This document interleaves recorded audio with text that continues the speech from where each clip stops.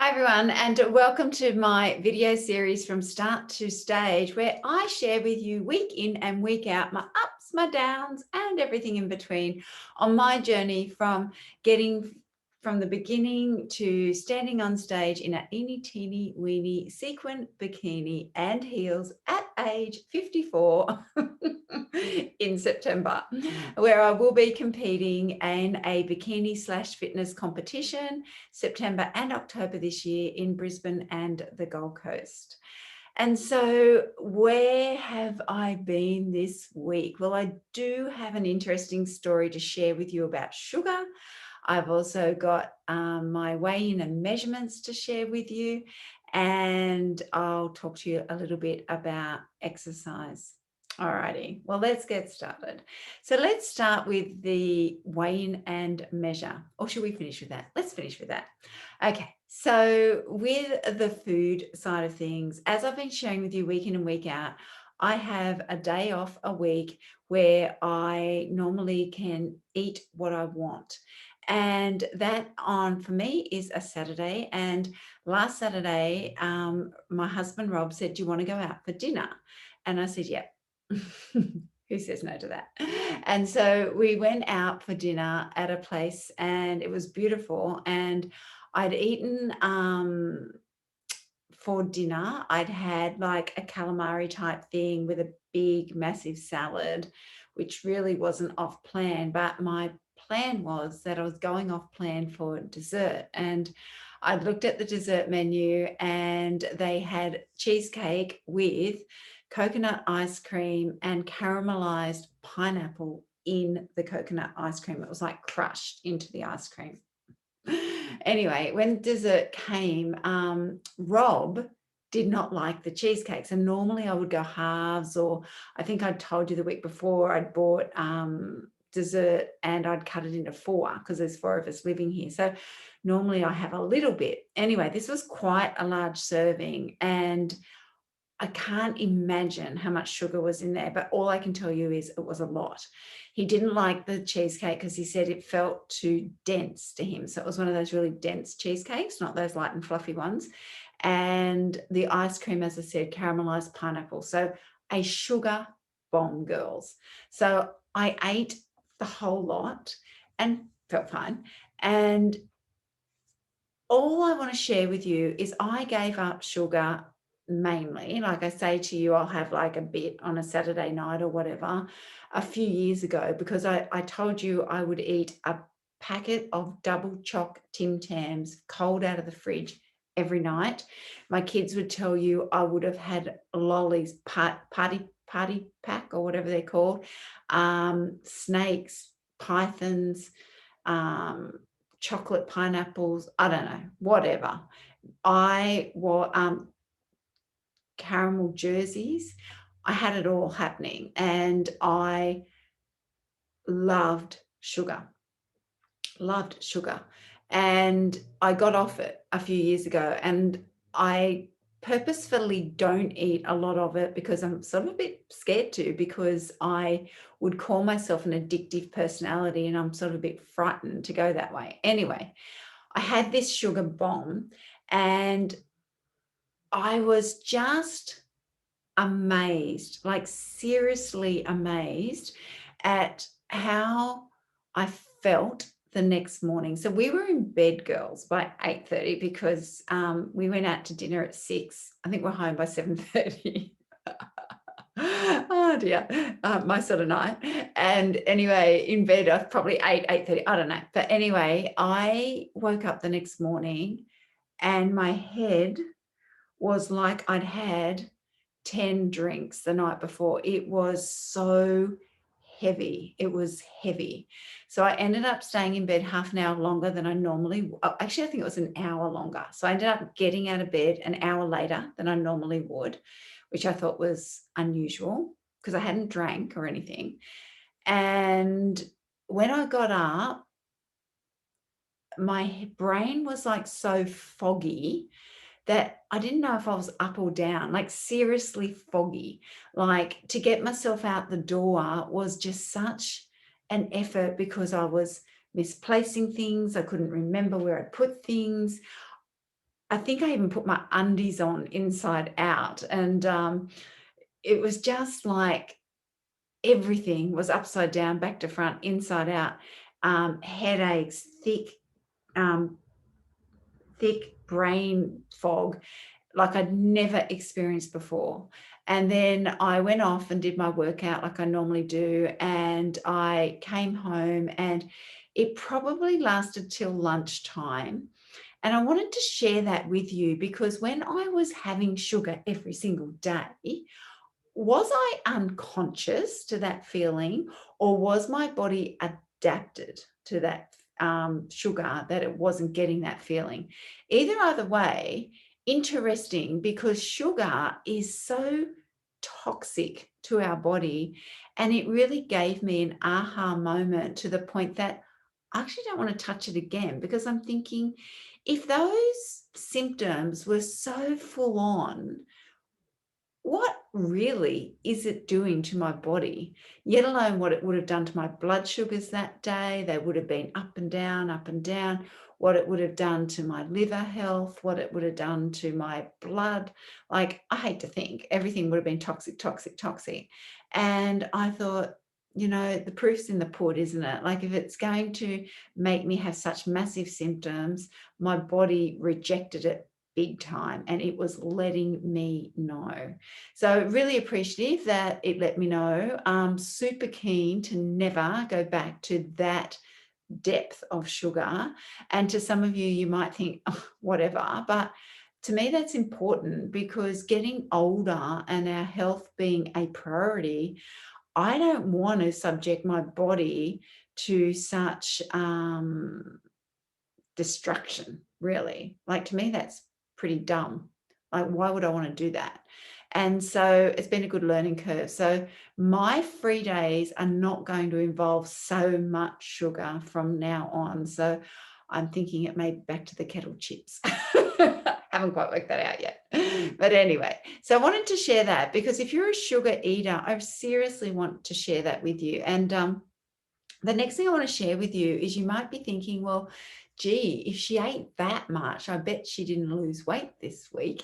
Well, I want to share with you my weigh in and measure. And I will say with you, I've always eaten like this for maybe, I don't know, maybe 10, 12 years, as far as eat pretty good. 80-20 rule's always been my principle. Like, eat pretty good most of the time, eat naughty some of the time, and I normally will have a day off. It's always been the way I've worked. I find it works a treat, and I continue to do that. And I weighed myself in a weigh in and measure this morning, and the only word that comes to mind is frustration. Frustration. So as you know, my competition is getting up on stage and having a body that has as much lean muscle mass as it can, and as little body fat as it can, to highlight the lean muscle mass that I'm diligently working at with my resistance training. Yeah, so that's my goal. So when I jump on the scale every week, what I want to see is my lean muscle mass either maintaining or improving, and I want to see my body fat going in the opposite direction. I have low body fat anyway, so to tell you the truth, the body fat piece doesn't do my head in as much as the lean muscle piece. So when I weighed myself this morning, I had lost 600 grams. So I've gone down 600 grams exactly, which is a little bit more than half a kilo. And when I separate that out, is it body fat? Is it lean muscle mass? Well, this is where I get frustrated. So my lean muscle mass last week was 46.3, and it's telling me this week I'm back to 45.7. It's telling me that my body fat has gone from 14.4 to 14.6%. And my visceral fat in and around my internal organs has gone down to 2.4. So my visceral fat is good. It's showing that my body fat's gone up a teeny weeny bit. Doesn't really bother me, that. But my lean muscle mass is what is frustrating me so much. So the plan is, I need to do something different.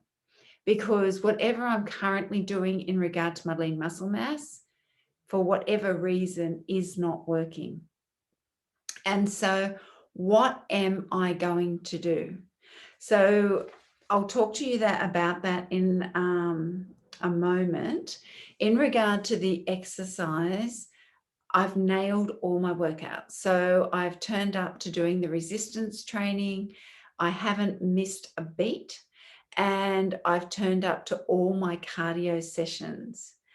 And what I have failed at this week is giving myself those moments that I wanted to do in my 15 minutes of yoga to give myself more mobility and flexibility and relaxation. Like, I would tell you I'm a personality type A type person, as far as I'm a buzz box and I run on adrenaline type energy, which is not good. So for my type of personality, aging, that is actually quite destructive. I need to put my body more into rest and repair. And I think this is the block for why I'm not increasing my lean muscle mass. I'm not having enough rest and repair in my life. I'm having too much action in my life. And the reason I say that is because I love to run. And I will tell you, the reason I love to run is not only for how it makes my body feel, but for how it makes my mind feel. It makes me feel not only a feeling of, it is a feeling of exhaustion, but it's a good feeling. It's like a feeling of contentment, happiness, letting things go, not having things built up in me. They've been expelled out of me. And this is why I run on a daily basis. But I fear this is also the reason that I'm losing lean muscle mass. So what I've decided to do is drop my running to 3 times a week. And on those days that I'm not running, I'm going to do a yoga sequence and a meditation. And I'm going to overcome my what is going to be a antsy type feeling, because I'm going to want to go for a run and I'm just going to be curious about what's going on there, why I'm unable to stop. So I'll keep you informed as to what happens, but this is my goal this week, is to down the steps that I'm doing every day. And the strategy is down that running to 3 times a week and sit with my thoughts and see what comes from that. So it's a little bit, is it frightening? I don't know that it's frightening. It's not frightening sitting with my thoughts. It's more frightening not doing the exercise. And that to me is already a red flag of addiction. And to the point that it's not benefiting me, it's actually sabotaging my results, because as we know, losing lean muscle mass as we age is a no-go zone. The more lean muscle mass we lose, the more we age, the quicker we age, the stiffer we'll get, the more we're at risk of things like osteopenia, osteoporosis, and joint problems and things like that. So I'm that's my goal and that's my plan, and I'll see where I go from there. So the only other thing I wanted to share with you was I got my new heels through with my ankle belt around it. It makes me feel a bit more stable. So I'm booked in to do a session with Mel on Sunday. So I'll get some photos and I'll put that up there. And my bikini appointments on the 7th of August. So trying to pick a color at the moment. I was thinking maybe there's some pretty like blue, pink, rainbowy sort of sequin colors that I sort of like. But anyway, that appointment's early August, so I'll go and find out what she recommends. So I've had moments this week of, should I just back out? But the fact that I've actually stepping up to do this start to stage video series with you girls is actually keeping me going at the moment, because maybe I'm just feeling a little bit flat. And I accept that, because I think at the stage of life we're at, with our emotions being the way they are, that can certainly make us that way. And so I'm riding the wave. I'm just staying with it, riding the wave. And I know things will change, because new day, new changes. Yeah. Alrighty, guys. Well, I'm still knowing I told you I would share with you what I eat in a day. I'm still trying to work out how to do that. Oh my goodness, being our age is difficult with technology unless you're in the industry, isn't it? But anyway, all good. So I'm going to love you and leave you, and I'll come on next week and I'll share with you what happened in regard to slowing down, exercise, sitting with my thoughts a bit more, and getting into my yoga practice. And fingers crossed that allows my lean muscle mass to improve, allows my mind to settle, and I'll be looking at rainbows and happy days in regard to my emotions next week. All right. Well, thanks for listening. Thanks for sharing this journey with me. I do appreciate it. And I look forward to coming together with you next week. Take care. Bye for now.